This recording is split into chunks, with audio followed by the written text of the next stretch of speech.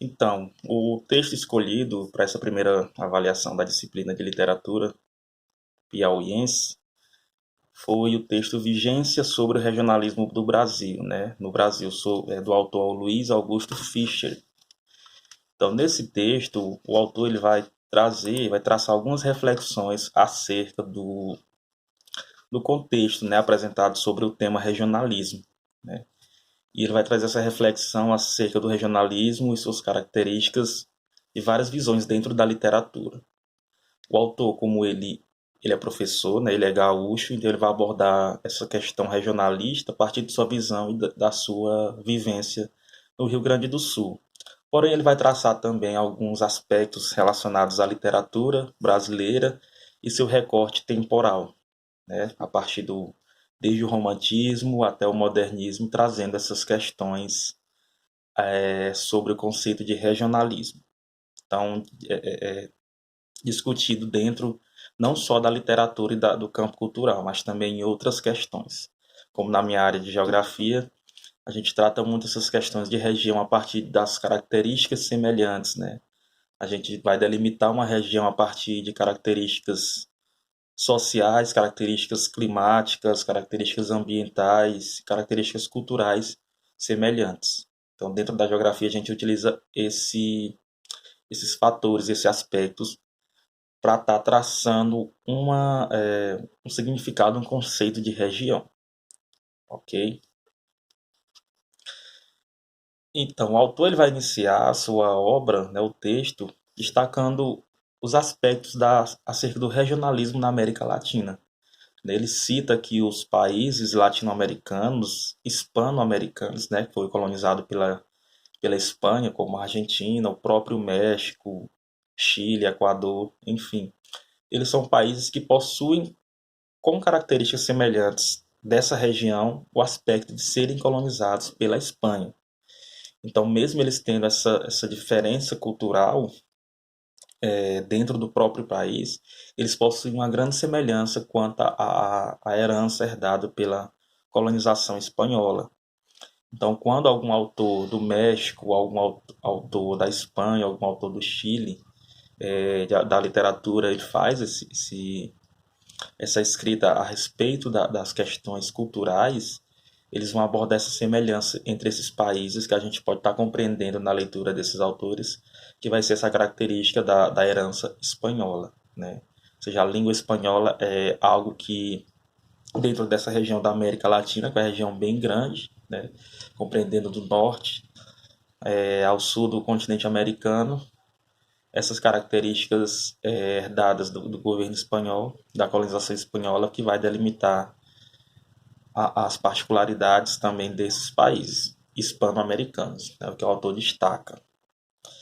Já o Brasil ele é um caso particular. Ele é o único país das Américas a qual a língua vai ser o português, né? Fomos colonizados por Portugal. Então, nossas características culturais dentro dessa região, que é a América Latina, ela vai se diferenciar dos demais países, esses países mais populosos, né? Que são a maioria hispano-americanos, né? Temos algumas exceções de algumas ilhas ali na América Central e também aqui na América do Sul, como no caso da Guiana Francesa, que eles vão ser uma exceção à parte. São países de menor expressividade dentro da América Latina. Já os demais países foram colonizados pela Espanha e o Brasil, diferentemente, foi colonizado por Portugal. Então, nossa literatura ela não vai se assemelhar tanto às literaturas desses outros países, porque nós vamos trazer nossa herança da colonização portuguesa. Já os demais países, eles têm essa particularidade que foram todos colonizados pela Espanha. Então, dentro desses países hispano-americanos, eles vão ter essa cultura herdada da Espanha, que vão lhes associar, né, como países hispano-americanos, e o Brasil, por ter sido colonizado por Portugal, vai ser uma característica à parte, né? Ou seja, a gente não compartilha nenhuma característica com outro país aqui da América do Sul. No caso, somos os únicos de língua portuguesa aqui nas Américas. Temos outros países que falam a língua portuguesa, mas em outros continentes. E a gente sabe que dentro do próprio Brasil existe essa diversidade cultural nas suas regiões. O Brasil é um dos países, se não for o país de maior diversidade cultural, todos sabem, né, devido à nossa herança, não só portuguesa, mas também a herança africana. Temos o próprio índio também que contribuiu bastante para essa cultura. E dentro do território brasileiro, de norte a sul, por ser um país de dimensões continentais, a gente vai estar tendo essa grande diversidade cultural, né? Que a partir do contexto histórico, em épocas de colonização, até mesmo do Império, né, esses aspectos culturais do Brasil eles só eram vistos, né, vamos dizer assim, eles só achavam que era cultura no Brasil aquilo que era consumido pela elite da época, né? Ou seja, a elite ela queria muito herdar essas características dos comportamentos, dos costumes dos portugueses, né? Então a cultura ela se figurava ali dentro da elite. Os demais povos, vamos dizer assim, os africanos, né, os negro-africanos, que trouxeram sua cultura, não eram vistos como pertencentes à sociedade. O índio da mesma forma, e até as pessoas que viviam longe dos grandes centros, moravam no interiorzão, na zona rural, vamos dizer assim. A cultura ela era colocada apenas como fonte advinda do consumo da elite. Então, com o tempo, esses aspectos de cultura regional ele foi sendo desvencilhado, né? A partir do modernismo, a gente já começa a apresentar um enfoque maior nessas, vamos dizer, culturas marginalizadas, tanto do índio, quanto do negro africano, quanto das camadas mais pobres e das camadas mais distantes dos grandes centros. Eles eram citados por alguns autores, né, de outras épocas, no romantismo, realismo, porém eles não eram vistos como pertencentes, contribuintes para a cultura brasileira. Essa cultura marginalizada, que na verdade era esquecida, hoje está incorporada sim como fundamental na difusão da cultura brasileira, em contribuição muito grande, certo? Então, o contexto grande, longe dos grandes centros da elite, deixava as demais manifestações culturais à margem da sociedade.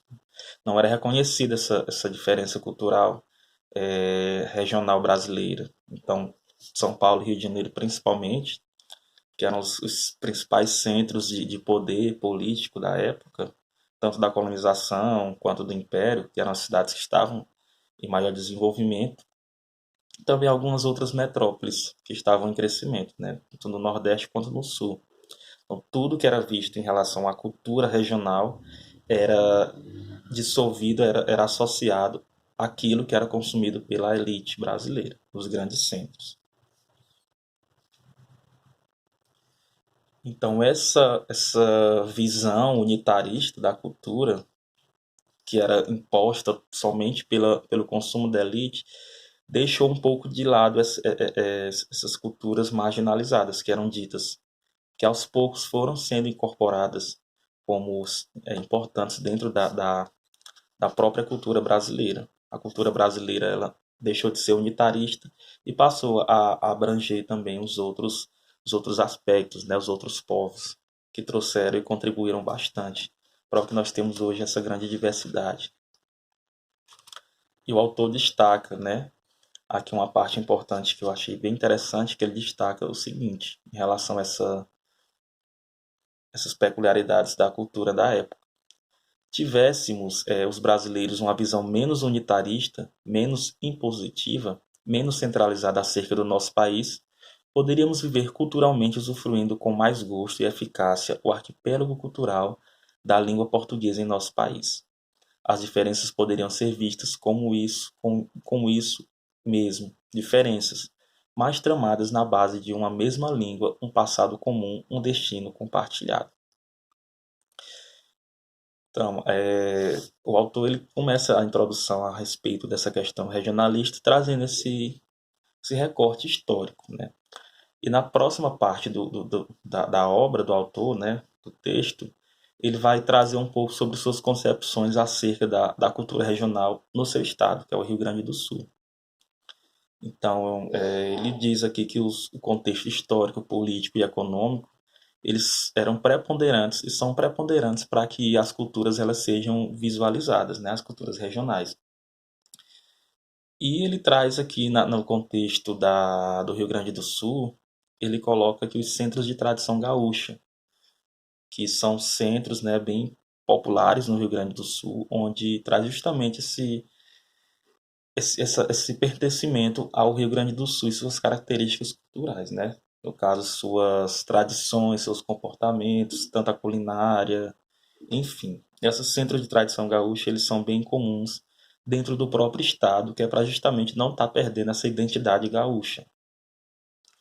E ele diz que quem resgata, principalmente quem dá maior visibilidade a essas tradições do Rio Grande do Sul, são as camadas mais, vamos dizer, mais pobres, as camadas tanto mais pobres quanto os mais afastados dos grandes centros, né?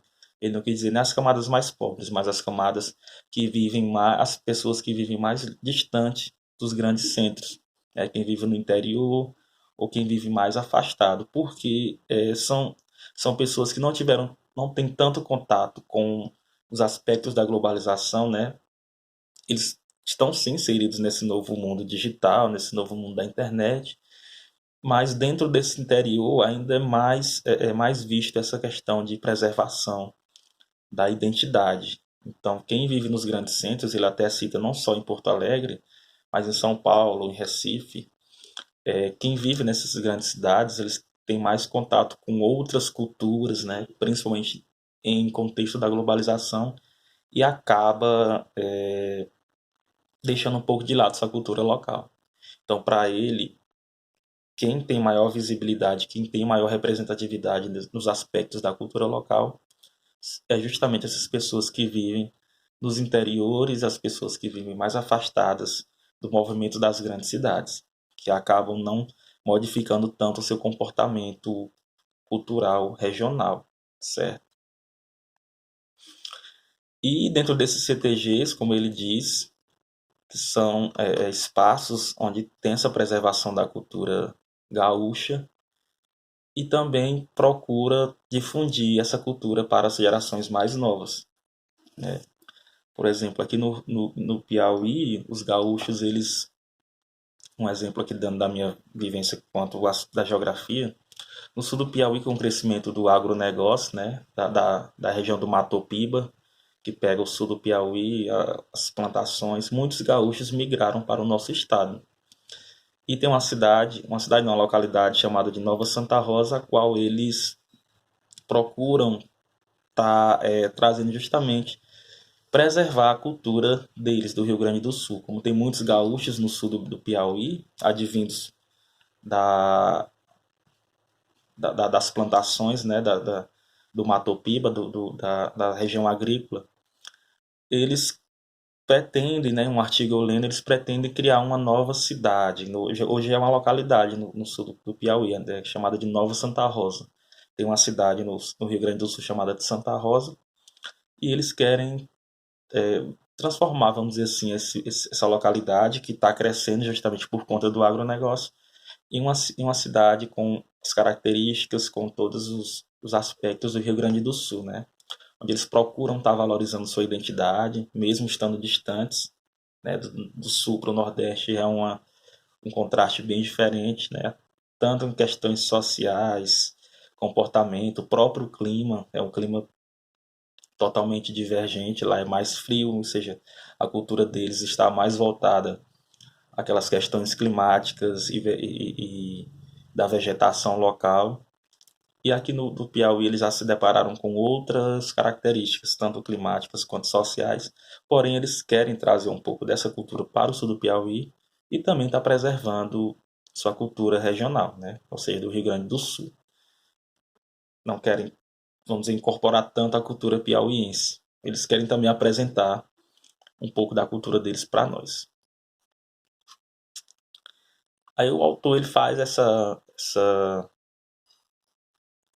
esse enlace, né, a respeito das questões da cultura local dele, né, do Rio Grande do Sul, e também associando com outras regiões do Brasil, né? Ele trouxe uma experiência de vivência dele e destaca um pouco também das questões da literatura, né?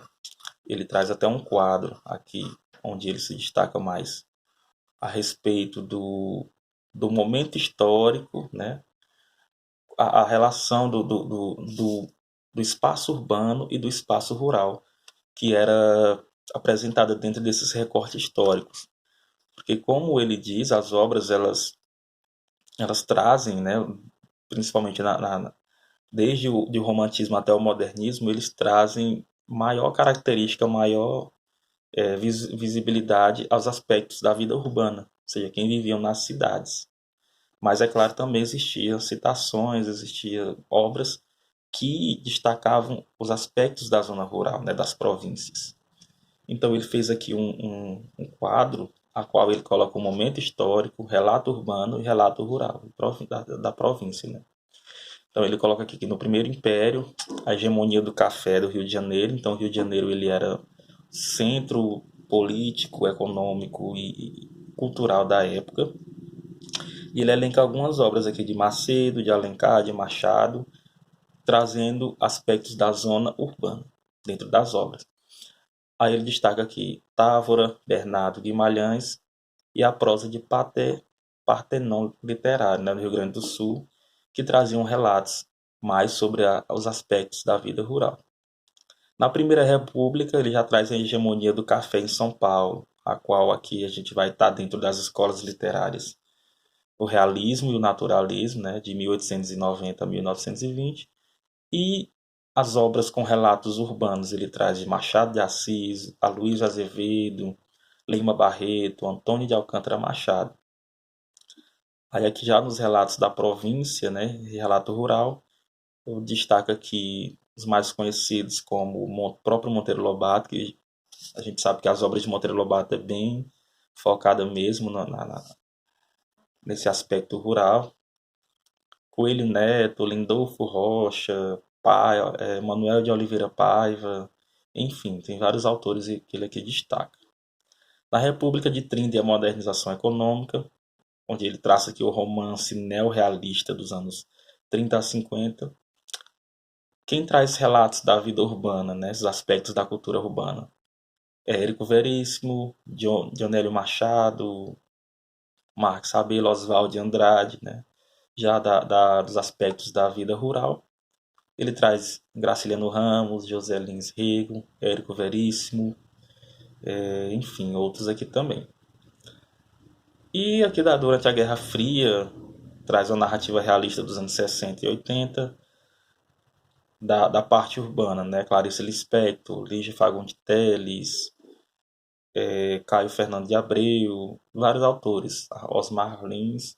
Já no aspecto da vida rural, ele destaca aqui Ariano Suassuna, Guimarães José Veiga, Tabajara Ruas, enfim, são vários autores também que ele destaca.